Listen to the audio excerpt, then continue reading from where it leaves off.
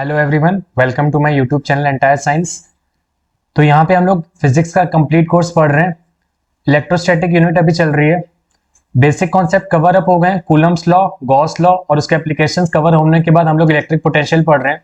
तो पिछले लेक्चर में मैंने इलेक्ट्रिक पोटेंशियल एट एक्सियल और ब्रोडाउन कंडीशन कंप्लीट कराई थी। अब उसके आगे देखते हैं। अब मान लो इलेक्ट्रिक पोटेंशियल मेरे पास डाइपोल पे किसी भी कंडीशन पे, मतलब कि अगर मैं यहाँ पे कोई रैंडम कंडीशन ले लूं तो यहाँ पे किसी भी पॉइंट या किसी भी पोजीशन पे इलेक्ट्रिक पोटेंशियल कैसे निकाली जा सकती है। अब इस चीज को थोड़ा सा क्लियर आउट कर देता हूँ डायग्राम से। पहले डायग्राम समझना जरूरी है। सी, मान लो अगर मैंने कोई पॉइंट ले लिया, ठीक है, मैं कह रहा हूं कि एक्स एक्सिस के लिए, तो एक्स एक्सिस के लिए तो भी कंडीशन बता दी, वाई एक्सिस के लिए भी कंडीशन हो गई है। मान लो कोई पॉइंट मेरा इधर होगा या कहीं भी हो, तो इधर अगर कोई पॉइंट है या इधर कोई पॉइंट है या कहीं भी कोई पॉइंट है, उसके लिए मुझे अगर इलेक्ट्रिक पोटेंशियल निकालना है तो वो कितना आएगा। तो इस केस में हम लोग जनरली समझेंगे अगर इलेक्ट्रिक पोटेंशियल किसी भी पॉइंट के लिए मुझे निकालना है तो वो कितनी आएगी वैल्यू। तो देखते हैं। नाउ डायग्राम पहले क्लियर करता हूं। तो डायग्राम क्लियर करने के लिए हम लोग डाइपोल के लिए पढ़ रहे हैं, तो डाइपोल बनाना जरूरी है। तो डाइपोल क्या होता है? P इक्वल टू 2ql, मतलब कि एक पॉजिटिव चार्ज और एक नेगेटिव चार्ज का जो कॉम्बिनेशन होता है वो डाइपोल कहलाता है। नेगेटिव पॉजिटिव चार्ज हो गए, पॉइंट P जहां पे मुझे क्या निकालनी है? Electric potential. यहां से यहां तक की डिस्टेंस जो मेरे पास क्या है, यहां से यहां तक की जो मिड से डिस्टेंस है वो मेरे पास इस पॉइंट से यहां तक की डिस्टेंस क्या है? L, और यहां तक की डिस्टेंस क्या है? L। नीचे डायग्राम में लिखा है, कोई दिक्कत नहीं है। बीच पॉइंट को मैंने O बोल दिया है और यहां से लेके इस पॉइंट तक के डिस्टेंस को मैंने क्या किया? डायग्राम कंप्लीट कर रहा हूं। डायग्राम को थोड़ा ध्यान से समझ लो। यहां से यहां तक की जो डिस्टेंस है मेरे पास R है, और मिड पॉइंट से मैंने एक यहाँ पे क्या किया है? एक परपेंडिकुलर ड्रॉन कर लिया, that is your C and this is your point B। V1 और ये मेरे पास क्या हो जाएगा? V2। नेगेटिव चार्ज और ये मेरे पास क्या है? Positive charge and this is our point D। तो कंप्लीट कर लेता हूं डायग्राम। यहाँ पे पीछे की तरफ D हमारा बन जाएगा इधर। तो जब मैं लाइन को थोड़ा सा स्ट्रेच आउट करूंगा तो ये क्या हो जाएगा? D। नाउ अब यहाँ पे हम लोगों को डिस्टेंस निकालनी है। तो डिस्टेंस निकालने के लिए शॉर्ट में अगर मैं डायग्राम को बताऊं तो V2 मेरे पास नेगेटिव की वजह से पोटेंशियल बनेगा, V1 मेरे पास पॉजिटिव की वजह से, पॉइंट P ये है और यहां से यहां तक के बीच की डिस्टेंस L है, यहां से टोटल डिस्टेंस उसके कितने? R। तो अगर मैं किसी पॉइंट पे निकालूंगा तो मुझे डायग्राम ऑफ ज्योमेट्री को सॉल्व करने के लिए यहाँ पे एक परपेंडिकुलर ड्रॉन कर लिया, दैट इज C। तो according to the diagram BP equal to कितना है? CP के। डायग्राम से समझ लेते हैं इसको कैसे। जो मेरे पास B और P की वैल्यू है वो किसके इक्वल हो रही है? CP के। मतलब कि ये लाइन और ये लाइन मेरे पास क्या है? इक्वल है। ठीक।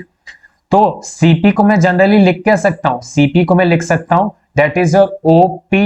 मतलब कि OP में से क्या माइनस हो रहा है? OC माइनस करेंगे तो ये मेरे पास क्या आ जाएगा? That is your CP। तो मैं लिख सकता हूं BP को यहाँ पे OP माइनस OC। तो OP की वैल्यू यहाँ पे देख लो कितनी है? OP की टोटल वैल्यू मेरे पास कितनी है? R minus L cos theta. L मेरे पास क्या है? ये, और थीटा यहाँ पे क्या है? एंगल। वैल्यू ज्योमेट्री के हिसाब से कितनी आ जाएगी? R minus L cos theta. अगर मैथ में दिक्कत हो रही है तो कॉन्सेप्ट पीछे के ज्योमेट्री वाले अगर अच्छे से आते होंगे तो ये चीज समझ में आ रही होगी। नहीं आ रही तो उसको थोड़ा सा समझ लो अच्छे से। तो OP माइनस OC की वैल्यू में क्या रख रहा हूं? R minus L cos theta. Next AP equal to कितना है मेरे पास? डायग्राम में समझो AP, मतलब यहां से यहां तक की डिस्टेंस, A से लेके P तक की डिस्टेंस क्या है मेरे पास? दैट इज योर किसके इक्वल है? DP के इक्वल है। मतलब कि ये वाली डिस्टेंस के इक्वल है। यहां से यहां तक की डिस्टेंस क्या है? Equal. After that OP plus क्या हो जाएगा हमारे पास? OD। मतलब कि मैं DP को क्या लिख सकता हूं? OP plus OD। ये वाली लाइन जो ऐड हो जाएगी उसमें, और कौन सी लाइन? दूसरी, ये यहां से यहां तक की, दैट इज OD वाली लाइन। तो यहां से यहां तक वाली लाइन को क्या करोगे? ऐड कर दोगे। ठीक। आफ्टर दैट उसको क्या लिख सकते हैं हम लोग? R plus L cos theta. क्योंकि L यहाँ पे क्या हो रहा है? देखो यहाँ पे माइनस करने का रीजन क्या है? क्योंकि L यहाँ पे कम है, उससे उतनी वैल्यू क्या हो रही है? कम। और यहाँ पे इतनी वैल्यू क्या हो रही है? बढ़ रही है ना L की। तो वहां पे मैं क्या करूंगा? उसको ऐड कर रहा हूं, that is R plus L cos theta. अब यहाँ पे R क्या है? मच मच ग्रेटर है किससे? L से। डायग्राम से समझ में आ रहा है कि R की डिस्टेंस मेरे पास L से क्या है? बहुत ज्यादा बड़ी है। तो अगर मैं पोटेंशियल V1 से कैलकुलेट करूं तो कितना आएगा? V1 equal to 1/4 pi epsilon not Q upon R minus L cos theta. तो हमारे पास V1 की वजह से जो वैल्यू आएगी वो कितनी आएगी? R minus L cos theta. कहां से आया? ऊपर अभी मैंने ज्योमेट्री में समझाया कैसे आया। नेगेटिव के वजह से जो पोटेंशियल आएगा V2 कितना आएगा? Q upon R minus L cos theta. अगर ये डायग्राम अच्छे से ना समझ में आए तो कमेंट बॉक्स में पूछ सकते हो दोबारा से, इस कॉन्सेप्ट को एक बार फिर से बता दूंगा, पर बहुत कोई कॉम्प्लेक्स चीज नहीं है, सिंपल सी ज्योमेट्री है।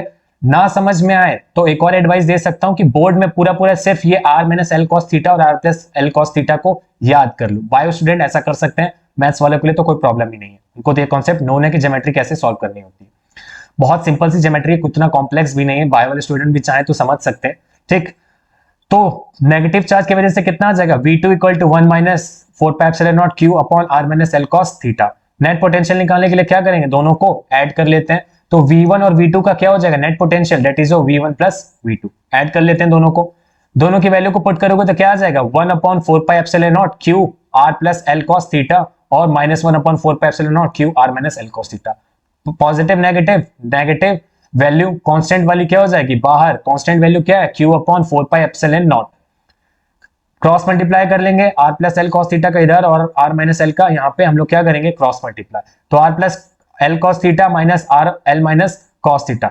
सॉल्व कर लेते हैं, नीचे यहाँ पे a माइनस बी का फॉर्मूला अप्लाई किया, फिर से लिख देता हूं, अब तो याद हो जाना चाहिए वैसे, पर बता देता हूं यहाँ पे कौन सा फॉर्मूला अप्लाई हो रहा है, that is your a minus b और a प्लस बी का जो फॉर्मूला होता है वो क्या होता है, that is your a square minus b square. ठीक, यहाँ पे मैंने इसको अप्लाई किया, तो a यहाँ पे क्या है r है और b क्या है मेरे पास, l cos थीटा, तो फॉर्मूले में पुट करोगे वैल्यू क्या बन जाएगी, r square minus L square theta. ऊपर क्या किया, क्रॉस मल्टीप्लाई किया है तो ये वैल्यू आएगी। अब सॉल्व कर लेते हैं, माइनस माइनस क्या हो जाएगा अंदर प्लस, आफ्टर दैट r से r क्या हो जाएगा कैंसिल, r से r मेरे पास क्या हो जाएगा cancel, what we will get is l cos theta plus l cos theta 2l cos theta. तो पोटेंशियल हमारे पास क्या हो जाएगा, v equal to q upon 4 pi epsilon naught 2l cos theta. q को यहाँ पे मल्टीप्लाई कर दोगे तो क्या बन जाएगा 2ql cos थीटा, तो 2ql की जगह क्या लिख सकते हो p, that is your dipole moment, p की जगह हम लोग क्या लिख सकते हैं, q 2ql की जगह क्या लिख सकते हैं, that is your p। Formula क्या बन जाएगा, v equal to 1 upon 4 pi epsilon naught p cos theta upon r square minus l square cos square theta. Then अगर r की वैल्यू मैं बोल रहा हूं कि बहुत ज्यादा क्या है, ग्रेटर है किससे, l से, तो l को वहां पे मैं क्या कर सकता हूं, नेग्लिजिबल मतलब हटा सकता हूं, तो l की वैल्यू को मैं पूरा पूरा टर्मिनेट कर दूंगा, हटा दूंगा, तो क्या हो जाएगी पूरी पूरी value, that is v equal to 1 upon 4 pi epsilon naught p cos theta upon r square. अब बार बार ये लोग तुम लोग सोच भी रहे होगे कि l हटा क्यों दिया जाता है, l हटाने का रीजन ये है कि हमें सिंप्लीफिकेशन करनी होती है, तो सिंप्लीफिकेशन जनरली हमें एग्जैक्ट वैल्यू देता है किसी भी चीज की। अगर मैं तुमसे बात करूं तो जो r है ना, वो मेरे पास मेजर फैक्टर है यहाँ पे पॉइंट पोटेंशियल p पे निकालने के लिए, l तो बीच में डिस्टेंस है ना डाइपोल के लिए, तो उसको नेग्लिजिबल रखा जा सकता है, पर r को नेग्लिजिबल नहीं किया जा सकता, क्यों, क्योंकि वो पॉइंट की डिस्टेंस है, कितनी दूरी पे वो पॉइंट है जहां पे मुझे पोटेंशियल निकालना है, उसको जीरो कर दोगे तो पोटेंशियल कैसे आएगा।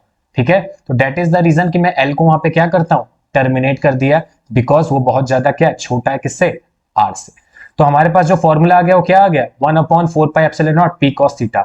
अगर थोड़ा ध्यान से देखोगे तो ये फॉर्मूला किसके जैसा आया है, एक्सियल कंडीशन जैसे, p अपॉन आर स्क्वायर वहां भी आया था, पर यहाँ पे एक चीज है cos थीटा। अब cos थीटा यहाँ पे क्या रोल प्ले करेगा, हमारे पास cos थीटा की वैल्यू क्या हो सकती है, चेंज हो सकती है। अब कैसे, मान लो मेरे पास पॉइंट यहाँ पे क्या हो रहा है, चेंज हो रहा है, ठीक है, पॉइंट अब मैंने p यहाँ पे बना दिया, पॉइंट मेरा p यहाँ पे हो गया, फिर मान लो पॉइंट मेरा यहाँ पे आ जाएगा, p डैश बोल दो उसको, फिर अगर पॉइंट यहाँ पे आ जाएगा, तो मेरा जो ये थीटा है ना, देखो जरा थीटा मेरा क्या होता जा रहा है, शिफ्ट हो रहा है, तो डायग्राम में मेरा क्या हो जाएगा, इस तरीके का डायग्राम में मैं क्या कर रहा हूँ, चेंज कर रहा हूँ, तो मेरे पास थीटा क्या होता जा रहा है, ये डायग्राम से देखो थीटा मेरे पास क्या हो रहा है, इंक्रीज होता जा रहा है, थीटा मेरा क्या होता जा रहा है, चेंज। तो जब थीटा चेंज होगा तो उस कंडीशन के लिए हम लोग यहाँ पे कॉस थीटा में क्या कर सकते हैं, प्रैक्टिकल एनालाइज कर सकते हैं कि थीटा में वेरिएशन आएगा तो क्या आएगा। तो इसके एनालिसिस देख लो कि थीटा में वेरिएशन आएगा तो क्या होगा। तो पहला एनालिसिस, अगर थीटा की वैल्यू कितनी रख दूंगा, जीरो, ऑब्वियस सी बात, अगर यहाँ पे थीटा क्या हो जाएगा जीरो, तो ये पॉइंट पी कहां पे आ जाएगा, यहाँ पे पॉइंट पी मेरे पास कहां पे आ जाएगा, यहाँ पे, तो पॉइंट पी जब यहाँ पे आ जाएगा तो ये कौन सी कंडीशन हो गई, एक्सियल वाली, और एक्सियल के लिए डेरिवेशन क्या हो जाएगी, p upon r square. Math के टर्म में देख लो तो cos जीरो की वैल्यू कितनी होती, 1, और यहाँ पे वैल्यू को पुट करोगे तो कितना हो जाएगा, p upon r square. 90 degree के लिए हो जाएगी वैल्यू तो कितना आ जाएगा, zero, why, because cos 90 is related to zero, cos 90 की वैल्यू कितनी होती, जीरो। अगर ऐसे नहीं याद रखना तो एक्सियल वाली कंडीशन के बाद हम लोग ने जो ब्रॉड कंडीशन की थी ना वाई ऑन वाली, तो वहां पे पोटेंशियल कितना आ रहा था, जीरो ही तो आ रहा था। तो जीरो वाली कंडीशन के लिए क्या है, यहाँ पे cos 90 के टर्म्स में तो वैल्यू जीरो हो ही रही है, पर तुम्हें ये भी याद रखना कि किसकी बात कर रहा हूँ, ब्रॉड ऑन कंडीशन जब 90 पे आएगा। तीसरा, अगर मैं इसकी वेक्टर फॉर्म बात कर लेता हूं तो ये दो कंडीशंस बन सकती हैं, या तो थीटा 0 हो सकता है, 90 180 वगैरह भी ले सकते हो, कोई दिक्कत नहीं है। तो 180 का इतना एनालाइज करने की जरूरत नहीं, दो सफिशियंट है, एक थीटा 0 रख लो, एक बार 90, तो दोनों हमारे पूरे प्रीवियस डेफिनेशन यहां से आ सकती है। तो तुमसे क्वेश्चन एक और फ्रेम हो सकता है यहाँ पे। क्वेश्चन क्या फ्रेम करेगा, derive electric potential at any position and show that where the potential is 0। तो तुम्हें क्या करना है, यहां तक अपनी डेरिवेशन कंप्लीट करनी है, देन उसके बाद तुम्हें एक एनालाइज लिखना है, किसका, ये वाला।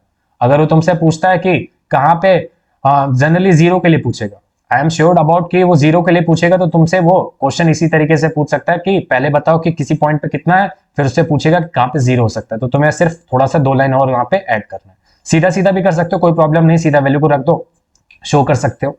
पोटेंशियल की वेक्टर फॉर्म कितनी हो जाएगी, पी हमें पता है वेक्टर क्वांटिटी होती है, आर हमारे पास क्या है, वेक्टर क्वांटिटी, तो हमारी वेक्टर क्वांटिटी क्या हो जाएगी, ये। और याद रखना आर कैप जो मेरी डायरेक्शन होगी हमेशा कितनी होगी, 1, ठीक है। तो एंगल वहां पे कुछ ना कुछ तो होना जरूरी है, 1 अगर होगा तभी हमारे पास क्या आएगा, पोटेंशियल, नहीं तो पोटेंशियल ऑल ओवर कितना आ जाएगा, 0।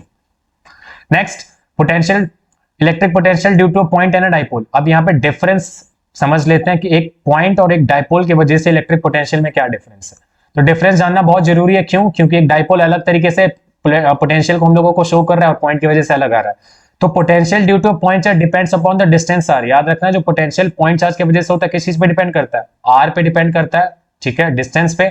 और इलेक्ट्रिक डाइपोल की वजह से डिपेंड करता है आर पे और किस पे, थीटा पे। मतलब कि अगर मैं बात कर रहा हूं डाइपोल की वजह से, तो डाइपोल हमेशा 2 होते हैं और 2 की वजह से वहां पे क्या आता है, ओरिएंटेशन बिटवीन थीटा, वहां पे एक थीटा बन जाएगा। तो जो डाइपोल की वजह से वो आर और थीटा दोनों पे डिपेंड करता है और पॉइंट चार्ज सिर्फ आर पे। दूसरा, potential due to a single point charge varies, v is inversely proportional to 1 upon r। मतलब कि v बढ़ेगा तो r कम हो जाएगा और r बढ़ेगा तो v कम हो जाएगा, किसके लिए, पॉइंट चार्ज के लिए। बट डाइपोल के केस में क्या आ रहा है, वो r स्क्वायर, मतलब कि r का फैक्टर ट्वाइस टाइम इंक्रीज होगा, तब हमारे पास पोटेंशियल डिक्रीज हो जाएगा, और इसकी वैल्यू जब बढ़ेगी तो ये घट जाएगा। तीसरा डिफरेंस क्या है, ये बहुत सिंपल से डिफरेंस है, बट ये दिमाग में होने चाहिए, क्योंकि यही क्वेश्चंस फ्रेम करते हैं। क्वेश्चन कोई एग्जामिनर कैसे बना सकता है, ये सोचो। कॉन्सेप्ट से तो क्वेश्चन अराइज होगा, न्यूमेरिकल भी तो यहीं से आते हैं। तो अगर कॉन्सेप्ट पे अच्छे से कमांड हो गई, डेरिवेशन अच्छे से कमांड हो गई, तो न्यूमेरिकल भी अच्छे से आ जाएंगे। और कोई भी क्वेश्चन किसी भी बुक से, एच सी वर्मा, एरोडोव, कोई भी क्वेश्चन आ जाए, डीसी पांडे से, एनसीईआरटी से, you will able to solve it, because concept तुम्हें क्वेश्चन फ्रेमिंग में, क्वेश्चन फ्रेमिंग कैसी भी हो उसको तुम्हें अंडरस्टैंड करने के लिए हेल्प करेगा। तो यहाँ पे कॉन्सेप्ट को जरा ध्यान से अंडरस्टैंड करने की कोशिश किया करो।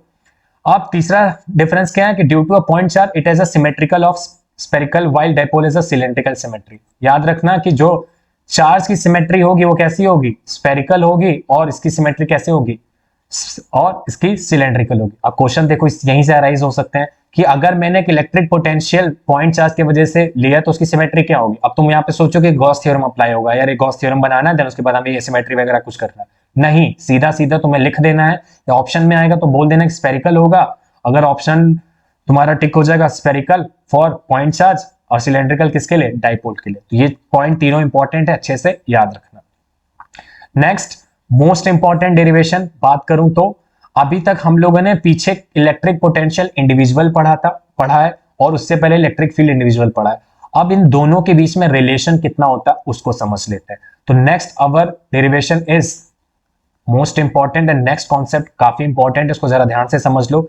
E और V में क्या बताने जा रहा हूं, रिलेशन, मतलब इलेक्ट्रिक फील्ड और पोटेंशियल में डिफरेंस, रिलेशन क्या होता है उसको समझ लेते हैं। अब मान लो मेरे पास एक टेस्ट चार्ज है, एक मेरे पास चार्ज है दैट इज क्यू नॉट। एक minute, let me change my marker.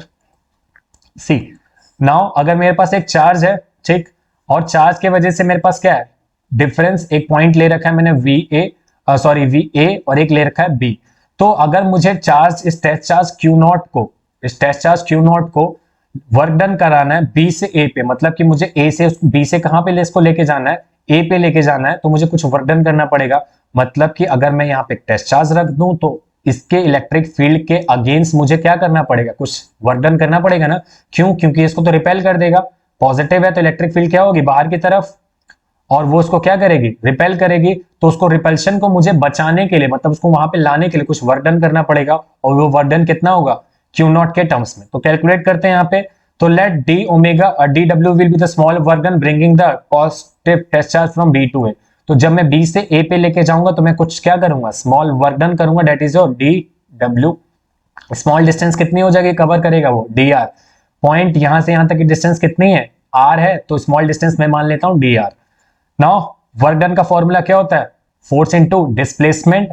तो स्मॉल वर्क डन के लिए कितना हो जाएगा, D W equal to force into D R, मतलब कि हमारी ये क्या है, डिस्प्लेसमेंट, और ये हमारा फोर्स है। एंगल कितने हैं दोनों के बीच में, एंगल देख लो यहाँ पे कितना का है, 180 डिग्री का है। पॉजिटिव चार्ज उसके बीच में कितने का एंगल है, 180 का। तो वैल्यू कितनी आ जाएगी, -1। -1 cos 180 की वैल्यू पुट करोगे तो कितना आ जाएगा, W D W small work done equal to कितना हो जाएगा, माइनस एफ डी आर। तो एफ डी आर की वैल्यू यहाँ पे मैं क्या रख सकता हूँ, फॉर्मूला याद आया, शायद नहीं याद आया तो देख लो, एफ इक्वल टू क्या लिखते हैं, इक्वल टू फॉर्मूला याद होगा शायद। तो हम लोग फोर्स निकालने के लिए जो फॉर्मूला पुट करते हैं, एफ इक्वल टू कितना होता है इलेक्ट्रिक फील्ड के टर्म्स में, क्यू इंटू ई होता है, याद आया ये। तो पहले वाले चैप्टर में इस चीज को कवर अप किया था, एफ इक्वल टू कितना होता है, क्यू ई। तो मैं एफ की जगह क्या रख सकता हूँ, टेस्ट चार्ज है मेरे पास, तो टेस्ट चार्ज के लिए क्या रखूंगा, क्यू नॉट, और ई मेरे पास क्या है, इलेक्ट्रिक फील्ड। क्यू नॉट को उधर भेज दो, क्यू नॉट को इधर भेज देंगे तो डी डब्ल्यू इक्वल टू कितना हो जाएगा, क्यू नॉट ई। शायद थोड़ा सा दिख नहीं रहा है, एक मिनट इसको मैं लिख देता हूँ। सी यहाँ पे क्या लिखा हुआ है, क्यू नॉट लिखा हुआ है, ठीक है। तो क्यू नॉट को मैं इधर भेज दूंगा तो मेरी इक्वेशन क्या बन जाएगी, small work done upon Q naught equal to minus E D R. अगर थोड़ा सा इस चीज को रिलेट करोगे तो तुम्हें समझ में थोड़ा थोड़ा आ रहा होगा। हमारे पास पोटेंशियल, इस इक्वेशन को मैं फर्स्ट वाली को पोटेंशियल से कंपेयर अभी कर सकता हूं। देखो कैसे, ये मेरे पास क्या शो कर रहा है, पोटेंशियली तो शो कर रहा है। देखो फॉर्मूला हमारे पास क्या होता है, v equal to Q upon v equal to कितना होता है, w अपॉन क्यू नॉट, यही होता है। w अपॉन क्यू नॉट किसके लिए, पोटेंशियल के लिए। तो यहाँ पे देखो E इक्वल टू कितना आ रहा है, work done upon Q not, ये भी तो इलेक्ट्रिक फील्ड का ही फॉर्मूला होता है। इलेक्ट्रिक फील्ड का फॉर्मूला क्या होता है, E equal to F upon Q naught. तो यहाँ पे थोड़ा सा इसको आगे सॉल्व करते हैं, then we will get the our relation between E and V। तो थोड़ा सा इसको आगे सॉल्व करते हैं। तो पहली इक्वेशन हमारे पास क्या बन गई, D W equal to Q naught equal to minus E D R, ठीक है। Next, if Vn minus V minus dV the potential at V and B respectively। तो यहाँ पे देखो, जब यहाँ पे पोटेंशियल कितना होगा, यहाँ पे पोटेंशियल V होगा, और यहाँ पे जब वो पोटेंशियल पहुंचेगा तो V माइनस डीवी, मतलब कि कुछ डिस्टेंस का पोटेंशियल क्या होगा, कम होगा ना। टोटल में से थोड़ा सा पोटेंशियल में क्या करूंगा, रिड्यूस करूंगा। देन मेरे पास जो पोटेंशियल आएगा वो कितना आ जाएगा, VA minus VB equal to D W upon Q naught. तो VA की जगह मैं क्या रखूंगा, दैट इज जो V माइनस कितना करूंगा, V minus dv, minus minus क्या हो जाएगा, ये टर्म कैंसिल हो जाएगा, and what we will get is dv equal to dw upon q naught. मतलब कि small potential is equal to small work done upon q naught. देखो आगे फॉर्मूला वही जो पीछे हम लोग डिस्कस कर रहे थे अभी जस्ट, हमारे पास पीछे फॉर्मूला भी डिस्कस कर रहे थे ना, v इक्वल टू कितना होता है, वर्क अपॉन q नॉट, पर यहाँ पे वर्क डन क्या है, स्मॉल है, तो पोटेंशियल भी मेरे पास क्या होगा, स्मॉल होगा। Now compare equation first and second, compare कर लेते हैं इक्वेशन फर्स्ट और सेकंड को। तो फर्स्ट इक्वेशन मेरे पास क्या है, d W upon Q naught equal to minus E D R, then value हमारे पास क्या हो जाएगी, minus E D R equal to D V. E equal to कितना लिख लूंगा, D V minus D R, और हमारे पास इक्वेशन क्या बन जाएगी, E equal to minus D V upon D R. This is relation between electric field and potential.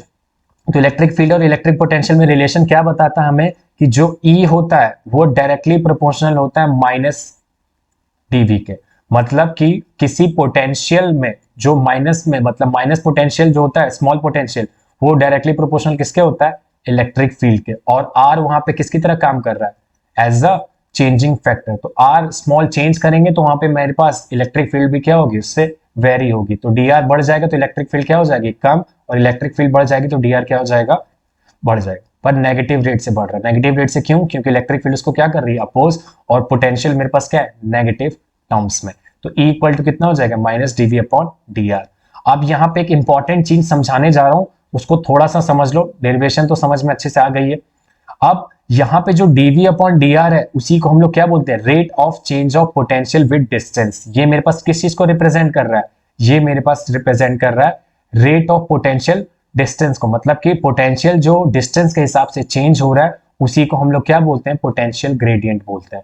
तो मैंने जब इलेक्ट्रिक पोटेंशियल स्टार्ट किया था तो वहां पे मैंने एक बार इंट्रोड्यूस किया था what is electric potential gradient. और पोटेंशियल ग्रेडियंट वेक्टर क्वांटिटी होती है, मतलब कि वो चेंज होती है, और ग्रेडियंट वर्ड का मतलब बता चुका हूं क्या होता है, चेंज।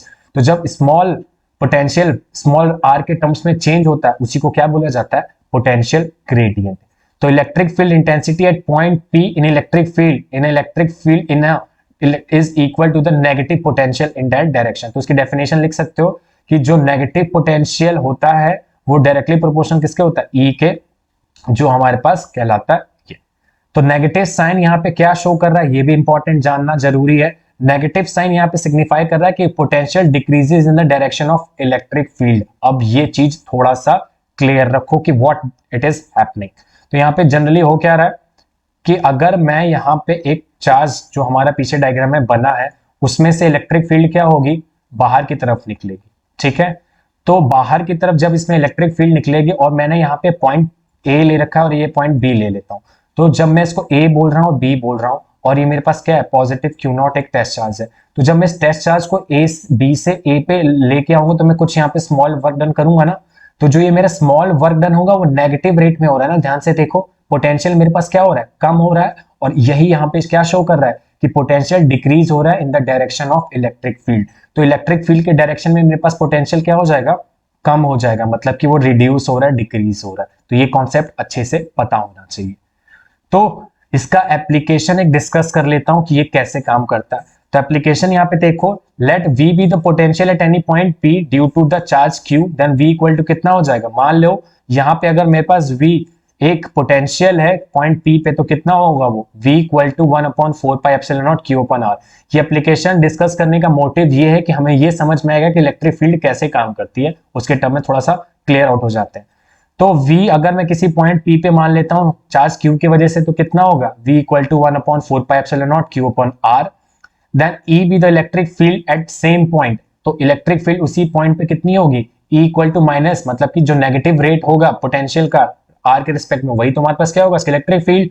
तो V की वैल्यू यहाँ पे हम लोगों ने निकाली ना, V की वैल्यू यहाँ पे पुट कर दो तो कितना आ जाएगा, 1/4 pi epsilon not q upon r। Constant term मेरे पास क्या है, उसको अलग कर लेते हैं। कांस्टेंट टर्म मेरे पास क्या है, ये कांस्टेंट टर्म को इंटीग्रेट करना, हटाने के बाद किसका इंटीग्रेशन करेंगे, 1/r का। 1/r का इंटीग्रेशन यहाँ पे दिखा देता हूं मैं मैथ के टर्म्स में, थोड़ा सा बायो वाले स्टूडेंट्स के लिए इजी हो जाएगा।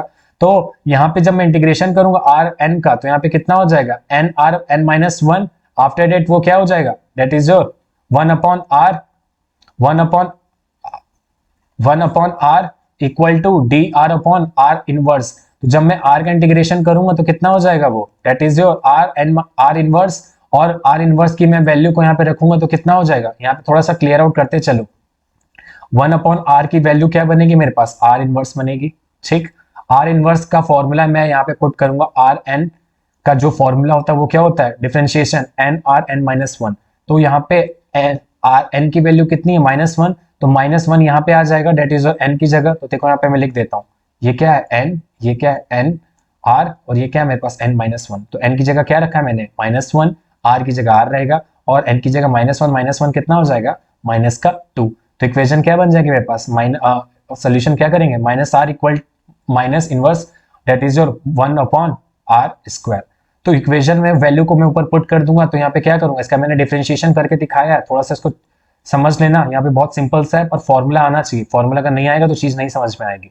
तो यहाँ पे जब वैल्यू को सब्स्टिट्यूट करूंगा तो कितना आ रहा है मेरे पास, -1/r²। सब्स्टिट्यूट कर दो वैल्यू, तो -1/r² को सॉल्व करेंगे तो कितना आ जाएगा, माइनस से minus cancel, and what we are getting is E equal to 1/4 pi epsilon not q upon r²। मतलब कि किसी v पोटेंशियल पॉइंट p पे जो हमारे पास चार्ज की वजह से इलेक्ट्रिक फील्ड होती है वो कितनी होती है, वो होती है हमारे पास 1/4 pi epsilon not q upon r²। ये चीज क्लियर हो गई।